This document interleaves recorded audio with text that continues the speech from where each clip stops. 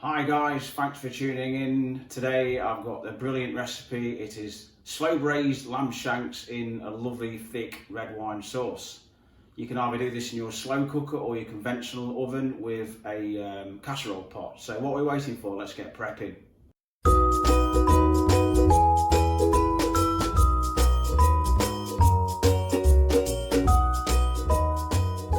Okay, the meat in question. Today I'm cooking 3 lamb shanks. So the recipe is for 4, but I'm only putting 3 in today. So get these out of the fridge about 30-45 minutes before you do to cook them, just so they come up to roughly around room temperature. First thing we're going to do is give them a good old pat dry. Let's get rid of the excess moisture. Repeat the same with the other 2, and once you've done that, a bit of salt, a bit of pepper, and while you're doing this, get a high-sided large pan or a saucepan pan up to a high heat. Get that preheat and spin it over. The salt, pepper, and repeat that process with the other 2 or 3 lamb shanks. So get your pan preheated to the highest heat that your hob will go. Go with a lob of olive oil, and let's get these browned off. Now, lamb shanks are possibly one of the most difficult things to brown because of the shape of them, but just do your best. I'm going to brown these for about 3 minutes or so. It's really important that you do this because it seals all the flavour in. It will also give your lamb a lot better texture on the plate when it's finished. When you slow braise, it can sometimes look a little bit, let's just say, unappetising. Okay, they've had about 2 minutes, 2.5 minutes on the other side. Now I'm going to stand them up like I said. And as you can see, like I said, I'm doing 3 shanks today. If you're doing 3 or 4, then cook in batches of 2. Do not crowd your pan. Don't do it. So I'm going to give these about a minute on the top, put my other lamb shank in, and then we'll go to phase 2. So this is pretty much the colour you're looking for, sides, bottom.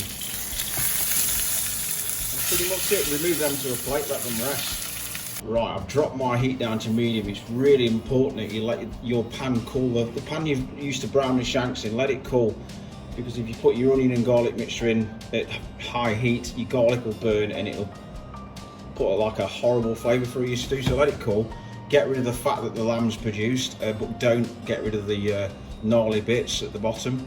I'm just going in with a little bit of fresh olive oil, and in with your garlic and onion mixture. The whole of the ingredients will be in the description box. A little bit of salt.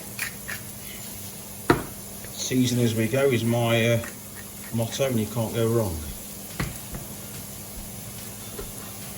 Let's give that a quick flip and cover it in all the oil. And what we'll do is cook this down nice and gently. Again, don't let the garlic burn. Keep things moving for about 3 minutes, and then we'll add the carrots and the celery, just until the onion starts to soften. Okay, 3 minutes is up. Now the onion's just starting to give like a nice little sweet smell off. In with the diced carrot and celery. If you don't want to dice your carrot, just slice it.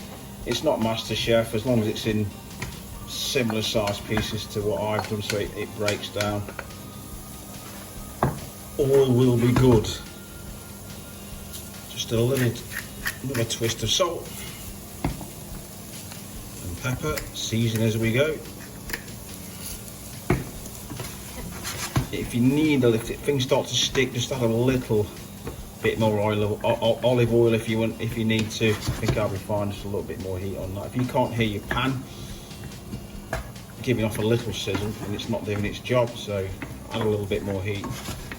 Cook with your ears as well as your eyes and your nose. So we'll give this another 5 minutes, and then we'll be ready for the wine and stock. Again, keep stirring and moving things. We don't want that onion and garlic burning because that's the base of our stew. That's just be a complete no-no. Okay, 5 minutes are up. We're not cooking to actually specific time here. We're not baking a cake, it's just more a guideline. If you're going to cook it for 6-7 minutes or whatever, it doesn't matter really. As long as stuff starts to soften, your veg starts to soften. And all we're doing here is I'm just going to add roughly 2 tablespoons, it doesn't have to be exact, of tomato paste or tomato puree as we call it in the UK. And give this a good old mix up. Good old stirring. And all we're doing here is creating the base for a good stew.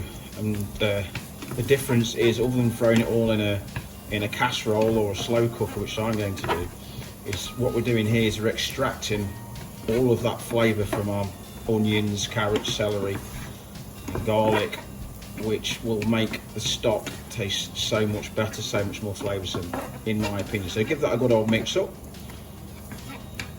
It's now combine.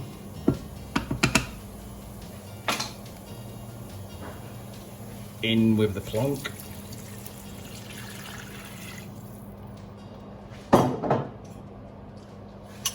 In with the chicken stock.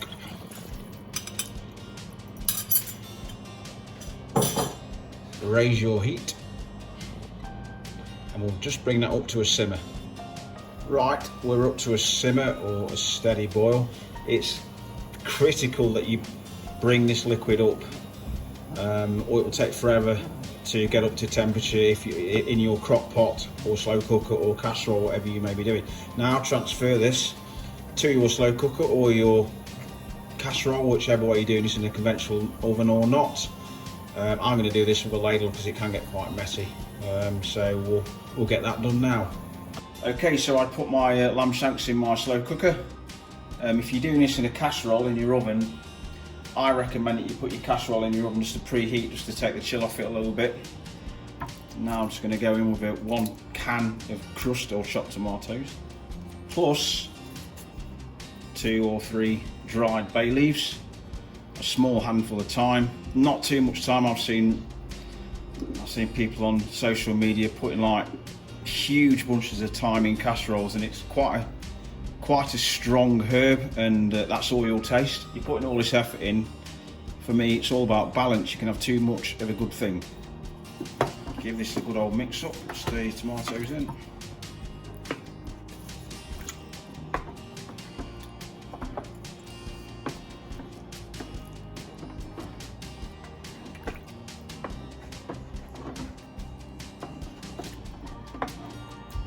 Leaves us good to go, I think.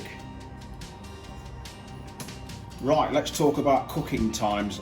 Time isn't really on my side today, so I'm cooking this on high for 4 hours. If you want to cook it on low, give it 1 hour on high, then 6 to 7 hours on low. If you're going to cook this in a conventional oven, preheat your oven to 180°C or 350 degrees Fahrenheit, and cook that for 2 hours. Then remove your lid and then cook it for a further half an hour. But for me today, this is going in the slow cooker. I'm going to pop the lid on now, turn it to high. Number 1 tip for me in slow cookers, don't keep removing your lid and giving it a stir, because slow cookers take so long to build the temperature up and the heat inside, and every time you remove that lid, you're losing all your heat. So do not stir. Put your lid on, take in the smell and the aroma and everything else, and just wait patiently. So let's pop this lid on.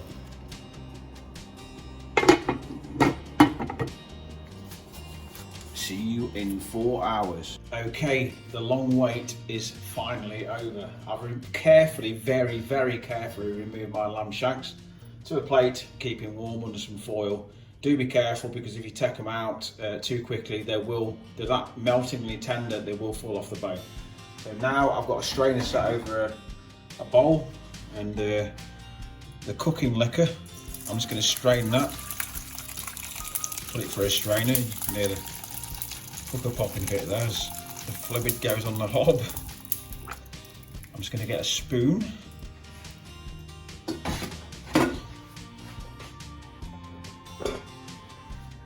or actually a pan slice. I'm just going to push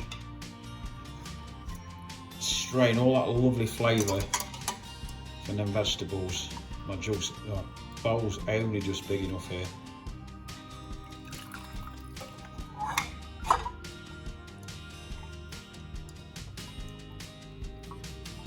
Just extract all that lovely flavour from the bay leaves, the celery, the carrots and the onions.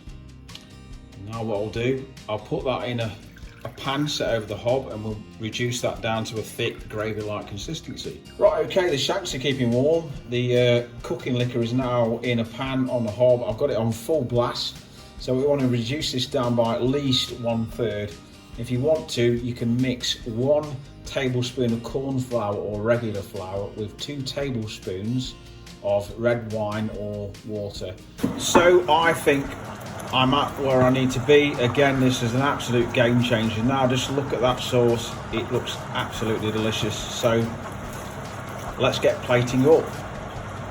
It's time to plate up and get that delicious red wine sauce all over. Beautiful, absolutely beautiful. Thanks for watching. I do hope you enjoyed the video. There's going to be lots more slow cooking recipes to come during the winter. If you've not subscribed to the channel, do consider subscribing, I'd appreciate it. And if you do subscribe, or you've already subscribed, click that notification bell so when I upload a new video, you get a notification. Take care and I will see you next time.